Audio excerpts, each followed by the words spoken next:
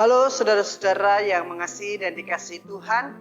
Kita berjumpa lagi dalam Bina Iman GKI Klasis Solo. Mari kita bersama-sama akan membaca firman Tuhan dari kitab Esra pasal 4 ayat 1 sampai yang ke-5.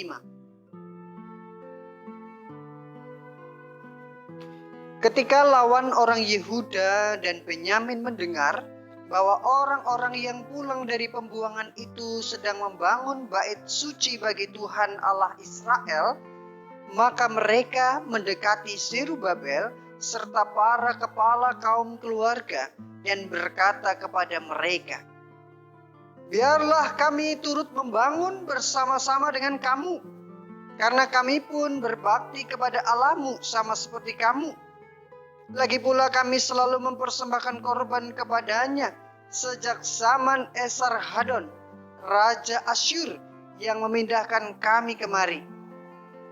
Tetapi Zerubabel, Yesua dan para kepala kaum keluarga orang Israel yang lain berkata kepada mereka, "Bukankah urusan kita bersama, sehingga kamu dan kami membangun rumah bagi Allah kami?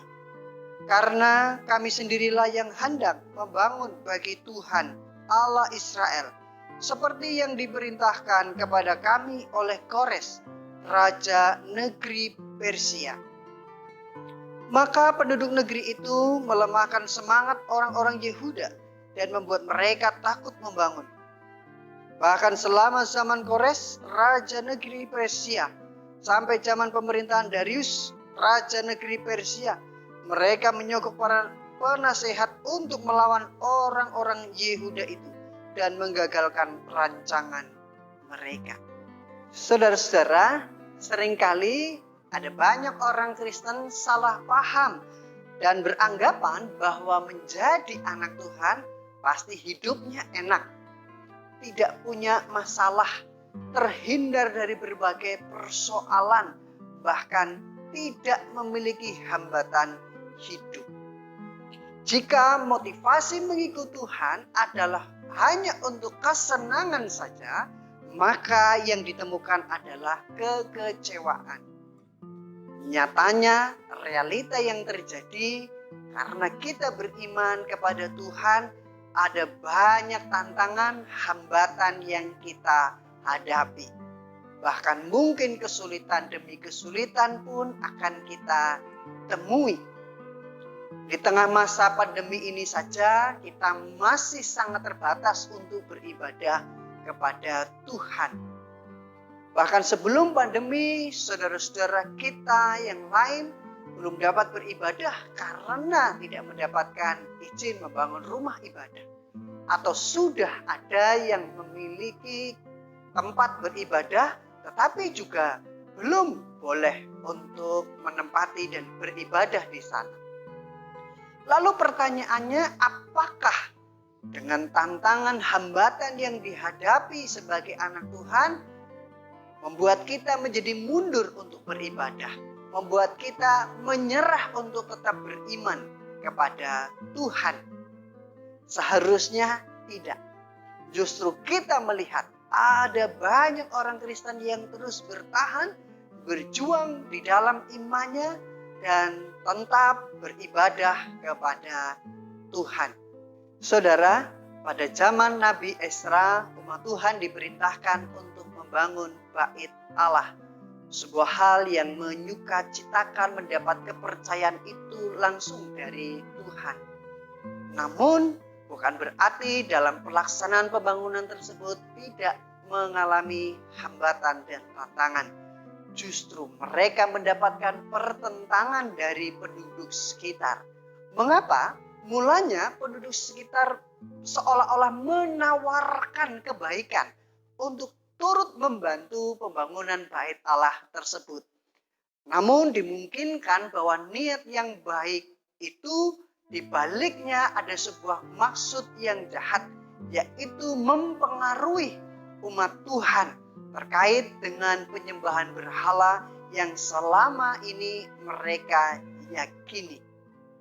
Oleh karena hal itu, maka umat Tuhan menolak bantuan dari penduduk sekitar. karena mengetahui ada niat yang buruk. Tentu karena penolakan itu menjadi sebuah pertentangan. Pelaksanaan pembangunan justru dihambat oleh penduduk sekitar. Mereka mengalami ancaman dan bahaya. Tentu ada ketakutan dan kekhawatiran. Namun ternyata umat Tuhan memilih untuk tetap percaya kepada Allah. Tetap mengutamakan Tuhan ketimbang kekhawatiran dan ketakutan mereka. Sehingga mereka tetap melanjutkan pembangunan meski ada ancaman dan bahaya yang menghampiri mereka. Saudara, bagaimana dengan kehidupan kita saat ini? Tentu kita tidak pernah terlepas dari bahaya, ancaman, dan ketakutan. Ada berbagai hal yang mungkin saat ini sedang kita hadapi. Apa yang menjadi ketakutan kita sehingga bisa mengganggu relasi kita dengan Tuhan? Adakah kesulitan yang kita jumpai di tengah relasi kita bersama dengan keluarga, saudara, dan sahabat-sahabat yang lain? Apa jalan keluar yang kita pilih? Apa yang menjadi keputusan kita? Ambillah pertimbangan dan keputusan oleh karena cinta kita kepada Tuhan. Bukan karena ketakutan. Bukan karena ancaman-ancaman yang menghampiri kita.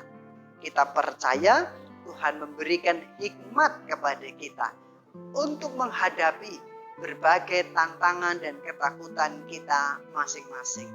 Dan yakinlah kita dapat menghadapi dan keluar dari berbagai situasi kehidupan yang menghimpit kita.